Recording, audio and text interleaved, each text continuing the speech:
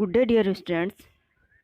मैं doctor Maina Nirvan, BA second year राजनीति विज्ञान की क्लास में आप सभी का स्वागत करती हूँ। इस क्लास में हम चर्चा कर रहे थे संघीय कार्यपालिका पर, जिसमें अब तक हमने राष्ट्रपति और मंत्रिमंडल पर विचार किया। आज हम देखते हैं प्रधानमंत्री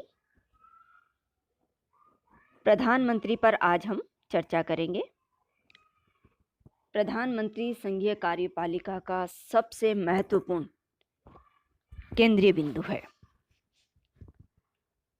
भारत में प्रधानमंत्री पद का उदय 2 सितंबर 1946 से माना जा सकता है, जब भारत में औपचारिक रूप से अंतरिम सरकार बनी और अंतरिम सरकार में पंडित जवाहरलाल नेहरू ने वायसराय की कार्यकारिणी में उपाध्यक्ष पद को ग्रहण किया। ब्रिटिश शासन के नियमों के अनुसार वायसराय की कार्यकारिणी में वायसराय एक संवैधानिक प्रमुख था और वास्तविक रूप से प्रधानमंत्री की भूमिका पंडित जवाहरलाल नेहरू ने संपादित की थी।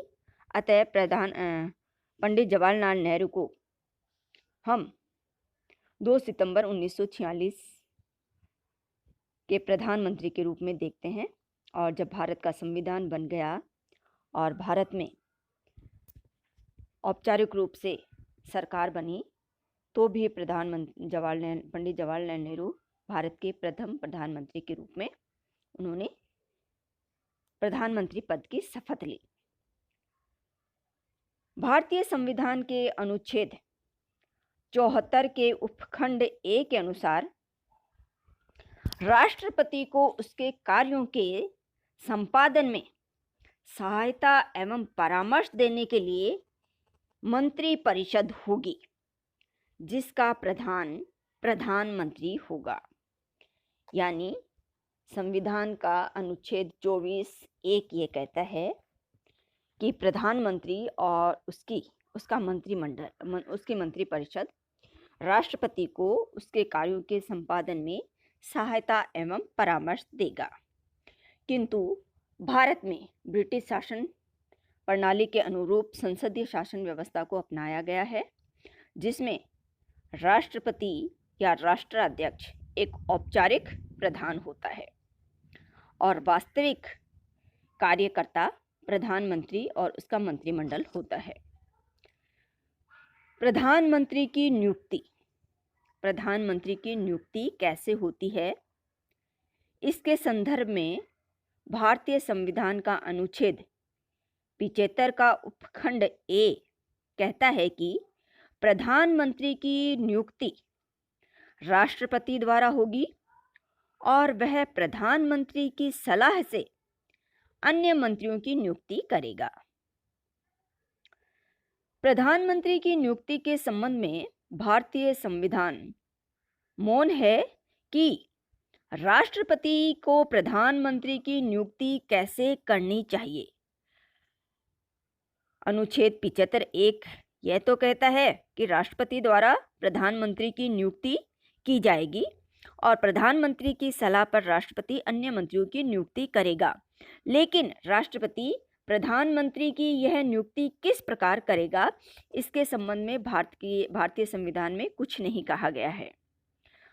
भारत में प्रचलित परंपरा के अनुसार राष्ट्रपति लोकसभा के बहुमत प्राप्त दल के नेता को प्रधानमंत्री पद के लिए आमंत्रित करता है और वह उसे प्रधानमंत्री नियुक्त करता है।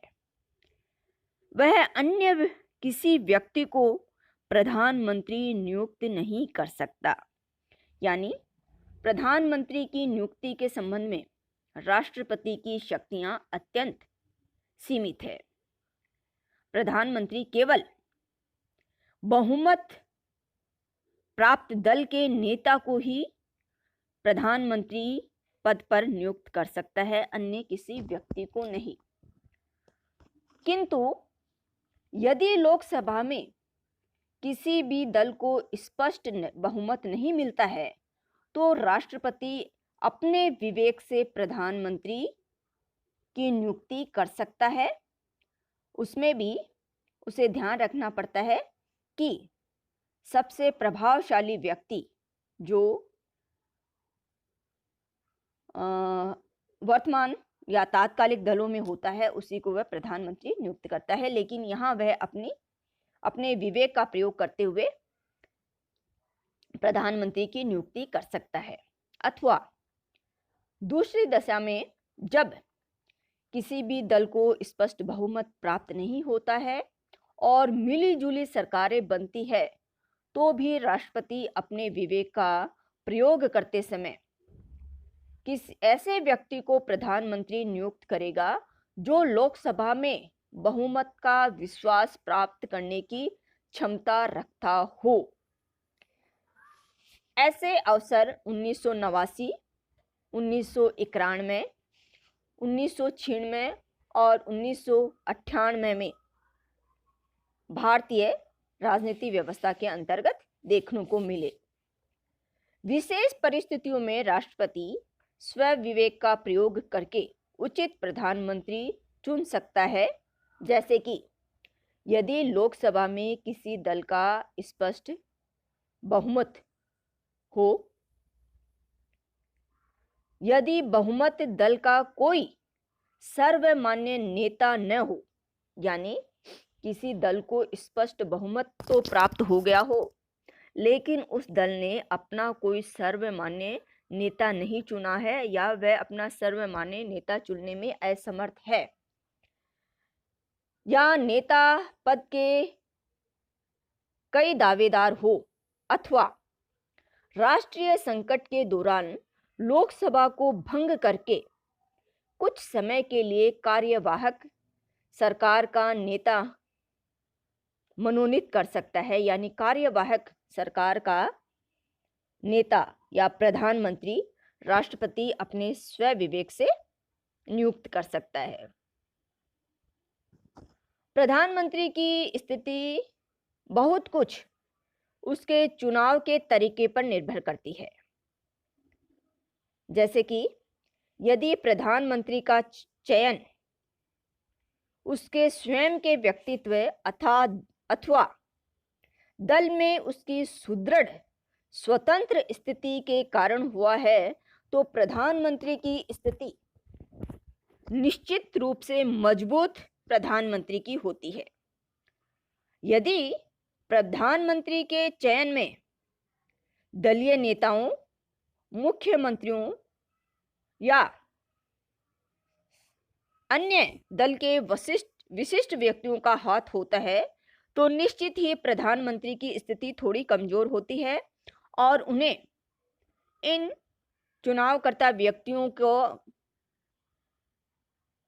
व्यक्तियों की इच्छा के अनुसार या उनके हस्तक्षेप, उसके काम में उनका हस्तक्षेप बढ़ जाता है, यानी उन पर इनका प्रधानमंत्री पर दबाव रहता है। अतः प्रधानमंत्री की नियुक्ति के समय ही या उससे चुने जाने के तरीके के संदर्भ में को देखते हुए ही उसकी मजबूत या कमजोर स्थिति का अंदाजा लगाया जा सकता है। यदि प्रधानमंत्री जनमत का समर्थन उसे प्राप्त है, वह दल में अपनी स्थिति मजबूत रखता है, तो वह प्रधानमंत्री के रूप में भी प्रभावशाली भूमिका का निर्वहन करेगा, जैसे कि जवाहरलाल नेहरू, इंदिरा गांधी और ऐसे कुछ अन्य प्रधानमंत्रियों के संदर्भ में हम देखते हैं, या वर्तमान में नरेंद्र मोदी के संदर्भ में इस स्थिति को हम देख सकते हैं। प्रधानमंत्री के दायित्व, यानी प्रधानमंत्री के कौन कौन से कर्तव्य होंगे। प्रधानमंत्री के कर्तव्यों का उल्लेख भारतीय संविधान के अनुच्छेद 78 में किया गया है। अनुच्छेद 78 कहता है कि प्रधानमंत्री का यह कर्तव्य है कि वह राष्ट्रपति को मंत्री परिषद के सभी निर्णयों तथा प्रशासन संबंधी उन सभी मामलों के विषय में सूचना दे जिनके बारे में राष्ट्रपति कोई सूचना मांगे। इस प्रकार प्रधानमंत्री के दायित्वों को हम कुछ बिंदुओं में स्पष्ट कर सकते हैं। पहला बिंदु है संघ कार्यों के प्रशासन संबंधी मंत्री परिषद के समस्त निश्चयों तथा विधि निर्माण संबंधी समस्त सूचना प्रधानमंत्री राष्ट्रपति को देगा। दूसरा है संघ कार्यों के प्रशासन संबंधी तथा विधि संबंधी मंत्री परिषद की समस्त जानकारी अगर राष्ट्रपति मंगवाए तो प्रधानमंत्री राष्ट्रपति को देगा। तीसरा है किसी विषय को जिस पर किसी मंत्री ने निश्चय ले लिया है किंतु मंत्री परिषद ने विचार नहीं किया हो और राष्ट्रपति के चाहने पर मंत्री परिषद के सम्मुख विचार के लिए प्रधानमंत्री उस निर्णय को रखेगा। यानी अगर मंत्री परिषद के सम्मुख निर्णय या वह मुद्दा नहीं रखा गया है जिस पर किसी मंत्री ने निर्णय ले लिया हो तो राष्ट्रपति के कहने पर प्रधानमंत्री उस मामले को मंत्री परिषद के सम्मुख विचारार्थ हेतु रखेगा। प्रधानमंत्री की शक्तियां एवं कार्य। संसदीय शासन व्यवस्था में प्रधानमंत्री की स्थिति अत्यंत मजबूत होती है। प्रधानमंत्री लॉर्ड मार्ले मिंटो के अनुसार समान व्यक्तियों में प्रथम व्यक्ति होता है। वह मंत्री अपने समकक्ष मंत्रियों का नेतृत्व करता है। डॉक्टर अंबेडकर इस संबंध में कहते हैं कि यदि हमारे संविधान में किसी अधिकारी की तुलना अमेरिका के अध्यक्ष से की जा सकती है तो वह प्रधानमंत्री है, न कि राष्ट्रपति। इसी तरह RHS क्रॉमसेन के अनुसार द्वितीय महायुद्ध के पश्चात के वर्षों में मंत्रिमंडलीय शासन प्रणाली में मंत्रिमंडल शासन प्रणाली प्रधानमंत्रीय शासन प्रणाली में परिवर्तित हो गई है। यानी कहने को प्रधानमंत्री और मंत्रिमंडल मिलकर प्रशासन चलाते हैं, लेकिन यहाँ प्रधानमंत्री की स्थिति मंत्रिमंडल पर हमेशा प्रभावी या हावी रहती है। प्रधानमंत्री निम्न कार्यों का संपादन करता है। सबसे पहला है मंत्रिमंडल का निर्माता, संचालनकर्ता व संहारकर्ता। भारतीय संविधान के अनुच्छेद 75 के उपखंड A के अनुसार प्रधानमंत्री मंत्रियों की नियुक्ति का अधिकार राष्ट्रपति को है। अनुच्छेद 75 1 कहता है कि मंत्रियों की नियुक्ति का अधिकार राष्ट्रपति को है। ये नियुक्तियां प्रधानमंत्री की सलाह से ही राष्ट्रपति करता है, लेकिन व्यवहार में राष्ट्रपति